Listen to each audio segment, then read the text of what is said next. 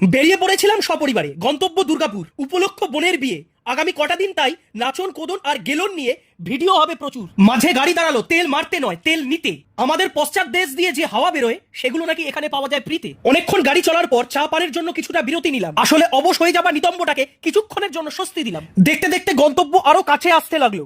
দুর্গাপুরের রাস্তা দেখে মনে হলো লাল তো শূন্য নয়, এই জায়গায় বাকি দিনগুলো থাকবো। দোলনা যখন আছেই দুজন মিলে একটু ঝুলে নিলাম না হয়। ঝুলতে ঝুলতে পৌঁছে গেলাম টেবিলে। পেটকে শান্ত করতে হবে তাই নিলাম আগে গিলে। সন্ধ্যাবেলায় বোনের আইবুড়ো ভাত, রেজিস্ট্রি আর আশীর্বাদ পর্ব সেরে হাতে হাতে বরপক্ষকে স্ন্যাক্স পরিবেশন করলো এই ধেরে।